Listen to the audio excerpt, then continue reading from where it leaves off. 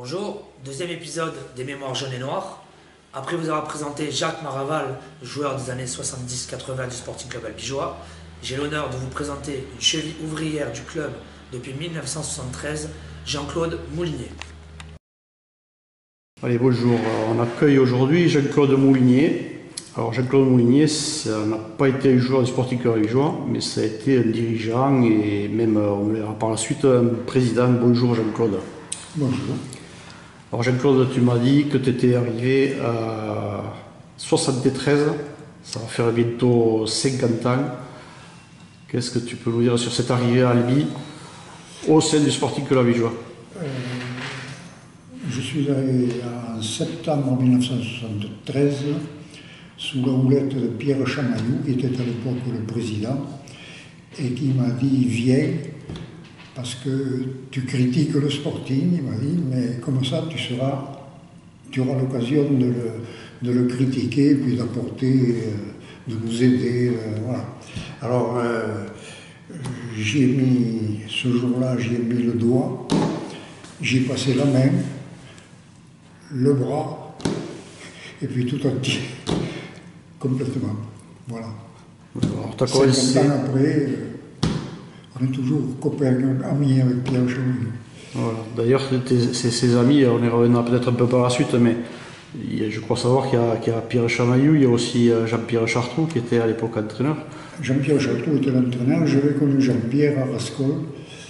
Il était élève, il était de mon âge, à quelque chose près, on est de la même génération, Jean-Pierre Chartrou.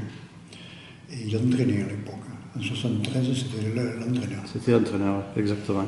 Alors, cette arrivée au Sporting, c'était suite à ton départ de Figeac en tant que joueur?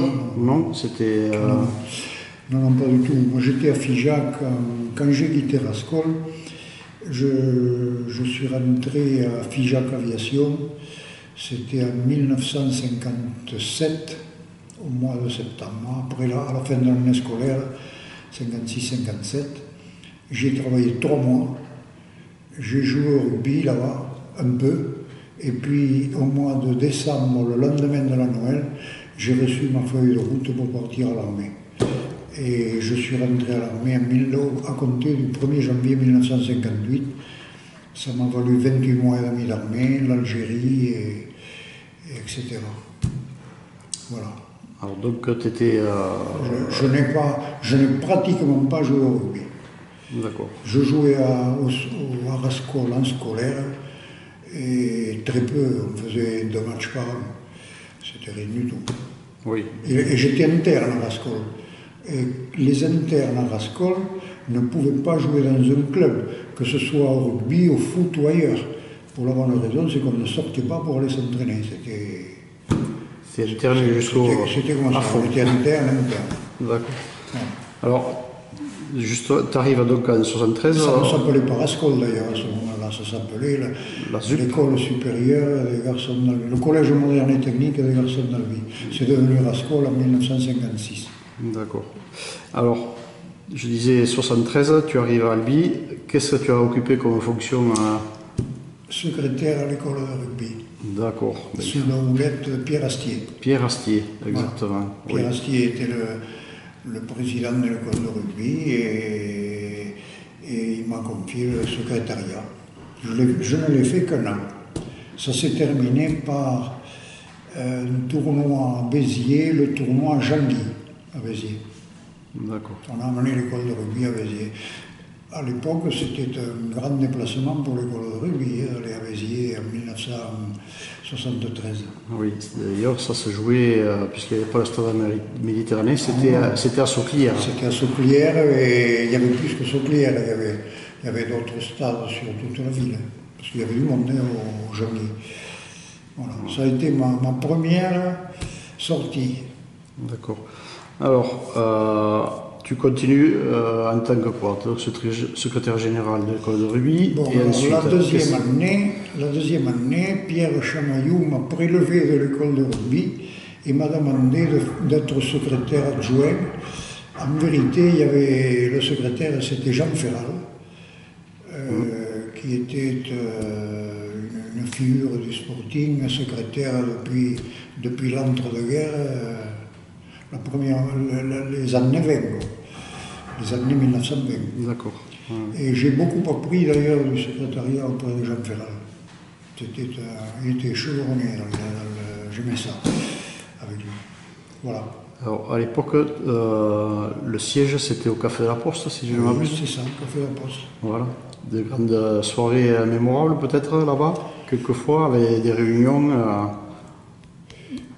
Je me souviens d'une fois, mais c'était en 1995 ou 16, par là. C'était. Comment il s'appelle? Oh merde, la mémoire me lâche. René Cussac, non? Non, c'était le. Stamp. Jean-Yves. Ou Jean-Marc. Jean-Marc Stamp qui avait pris la partie sportive du club. Et ils avaient fait une réunion avec Minou Chartrou. Et je travaillais encore, j'étais fatigué le soir et j'ai le sommeil très facile. Moi, je ne suis pas du soir. Hein. Du matin, tant que vous voulez, mais le soir, je m'endors facilement. Et alors, leur truc ne m'intéressait peut-être pas beaucoup, parce que je me suis endormi. La réunion a duré une paire d'heures. Je me suis endormi dans un fauteuil qui était confortable. Et alors, ils sont partis à pas de velours. Ils sont descendus voir le gourmand. Ils ont éteint la lumière, ils ont foutu le camp. Et au bout d'un moment, je me suis réveillé. J'ai dit, mais quand je suis descendu, un gros éclat de rire. Ouais, c'est certain. Tu vois un peu. Oui. Voilà une anecdote du Café de la Poste. Oui. Alors, on poursuit un petit peu sur ton, entre guillemets, une ascension, c'était peut-être dans la suite logique des choses. La troisième année, j'ai été secrétaire général seul, c'est-à-dire 75-76. Voilà. Et là, j'ai plus décollé. D'accord. J'ai eu un trou, même un gros trou, entre 1978 et 83, parce que je construisais ma maison. D'accord. D'autres occupations. J'avais 2 enfants, j'avais pas le temps de m'occuper, et puis j'y suis revenu après. D'accord. Voilà. Et là, tu reviens, alors on va sauter un peu quelques années, et, entre guillemets, je dirais. Je reviens en 83. Ouais. 83-84. J'étais vice-président, je crois, à l'époque. Le président, c'était Pierre Chamaillou, toujours. Et il a arrêté, c'était les années du père Bacas, de Roland. De Roland.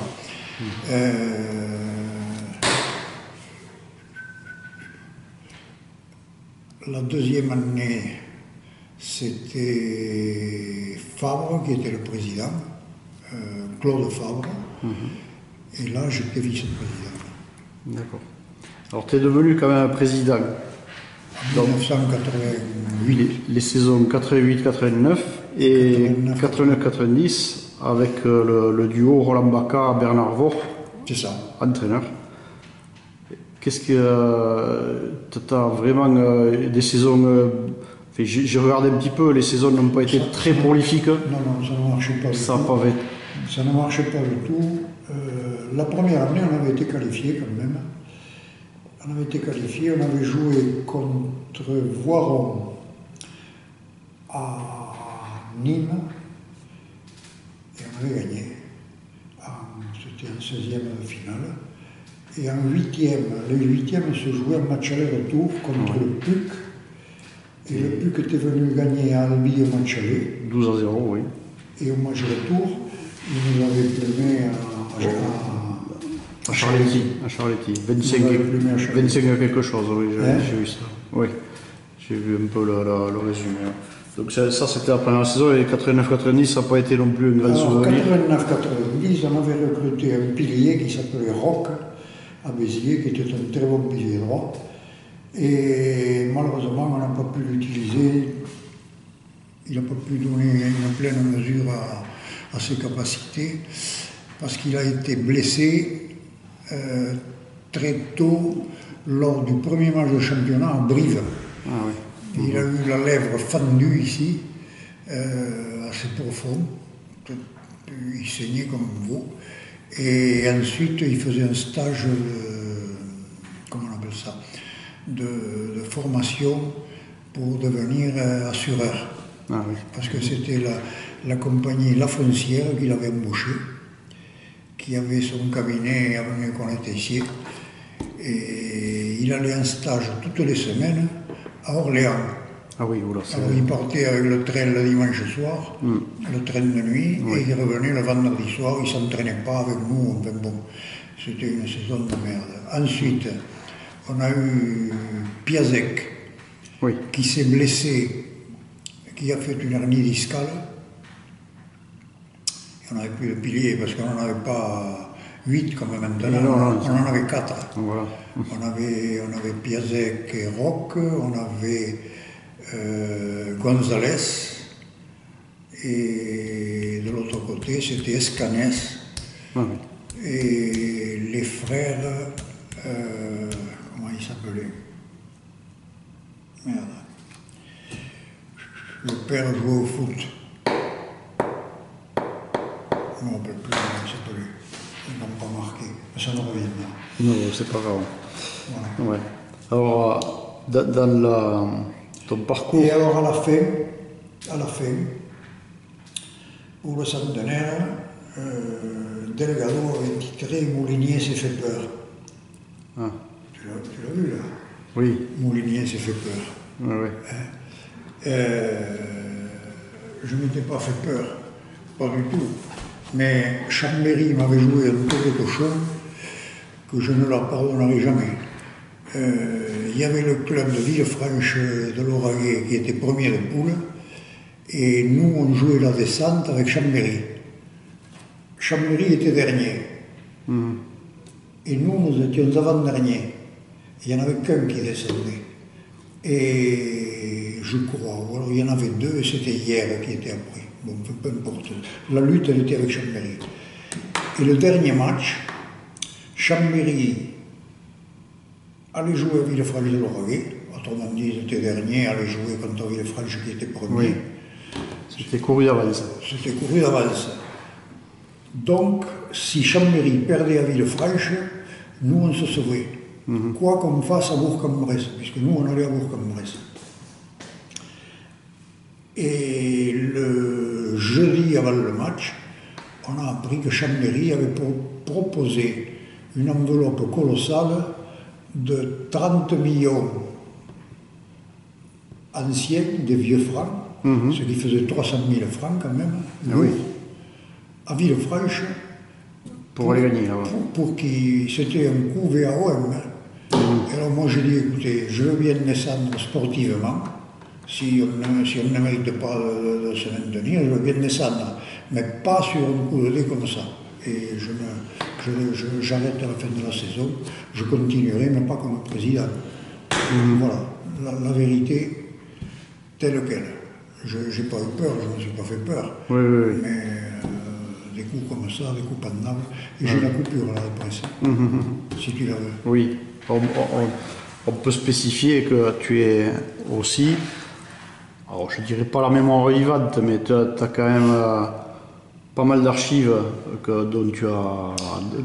Alors les archives que j'ai sont là, mais je les ai données au club au moment du centenaire. C'est Pierre Brasse qui les a scannés. Voilà, c'est ça, qui les a scannés, et il a la même chose que ceux que j'ai là. Et dont tout le monde peut profiter sur le site internet. C'est très bien.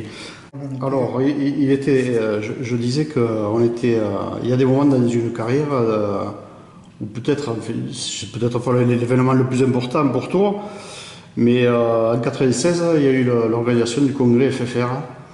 Et ça, c'est pas tous les jours que ça se fait, qu'un club abrite ça, quoi. Tu as sûrement été un des piliers aussi de... Nous étions 4 à travailler sur le congrès, sous la houlette de Pierre Chamaillot. D'accord. On se réunissait tous les samedis matins dans le bureau de Pierre Chamaillot, de son entreprise. De son entreprise, oui. Alors, il y avait là Yves Le Gallet, Michel Bessette D'accord. et moi, et Pierre. Mhm. Ouais. On l'a fait à 4. Ça a été un gros investissement, je suppose. Gros, très gros, beaucoup de travail. On n'avait pas, à Albi, à l'époque, on n'avait pas la structure pour faire un congrès. On avait le parc des expos, mais c'était pas à la hauteur de l'événement. Ouais. Et puis alors en plus, il faisait chaud. Ah, ouais. Il faisait chaud pour les expos là-bas, c'était à crever. Et en plus, il fallait faire le déplacement jusqu'à l'école des mines pour les, comment dirais-je, les réunions extra.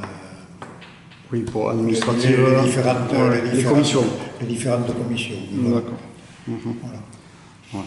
N'empêche, ça a été quand même réussi. Je suppose que le président vous ça a été félicité. réussi. On avait mis les petits plans légaux quand même. Hein. On avait fait beaucoup de choses. Très bien. Alors, 96. Alors ça a marqué quand même le congrès de 96, le démarrage un peu du rugby professionnel. Et oui. Les clubs qui faisaient partie de l'élite à l'époque avaient quitté la salle au congrès, ils étaient partis pour protester contre ce que voulait faire le président de l'époque, la passé. D'accord.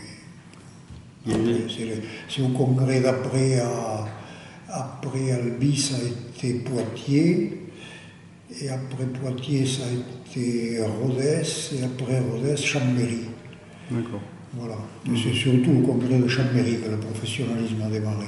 Enfin, Les prémices, c'était à Albi. D'accord. Alors, 96, et puis on va arriver à une date un petit peu historique pour le CA, parce que justement, on avait cette arrivée professionnalisme, et puis peut-être on n'y pensait pas encore trop à Albi. Mais en 99, il y a un homme qui est arrivé comme entraîneur ici à Albi, Eric Béchu, qui arrive à Saint-Giron, et tu en es le ou un des principaux, on va dire, acteurs dans sa venue. Ouais, si l'on veut, j'y ai participé, mais pas seul, il y en a d'autres qui m'ont aidé. Ce que je peux dire, c'est que la première fois que nous sommes allés voir Eric Béchu, nous étions 3. Il y avait Jean-Pierre Fournier et Jean-Pierre Jalibert. On avait rendez-vous, je crois, à 18h, Square Wilson, à Toulouse. Ensuite, nous sommes allés manger. C'est Jean-Pierre Jalibert qui a payé le repas, un très bon repas, entre parenthèses. Et on est rentré vers 2h du matin. D'accord. Voilà. C'était déjà une troisième mi-temps. C'était la première rencontre avec Eric Béchu, qui est venu une semaine après à Albi. Il ne connaissait pas la ville d'Albi. Nous lui avions donné rendez-vous chez Leclerc, chez le président Jomir, ouais. au séquestre. D'accord. L'ancien magasin du séquestre. Et nous sommes allés manger comment ça s'appelle, à l'hôtel Rieux. D'accord. Et là, à l'hôtel Rieux, les présidents, Jomir et Louis Barré, ont conclu l'affaire avec Eric Béchu. D'accord. Avec la réussite qu'on lui a connue. Voilà. Alors là, il y a eu après la première année d'Eric Béchu, la première année sportive, j'entends, n'a pas été extraordinaire. Il a tout pris à zéro. Et si mes souvenirs sont exacts, nous avons fini 6e, à la suite d'une victoire à l'extérieur à Limoges. De mémoire, là. On a gagné à Limoges et on s'est qualifié pour la phase finale. Et nous sommes allés jusqu'en finale. Nous avons battu Mâcon à Alès en 16e. Ensuite, Peyrehorade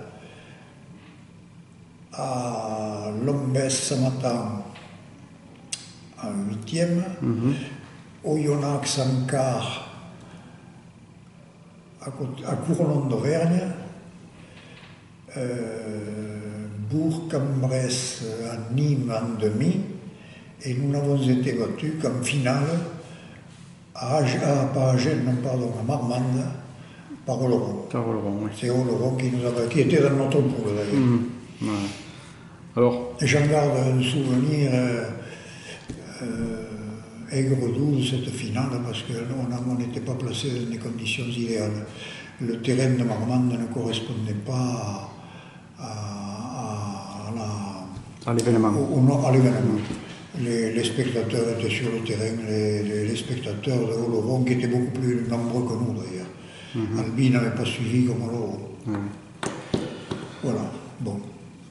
Alors, si... On ne refait pas l'histoire. Non.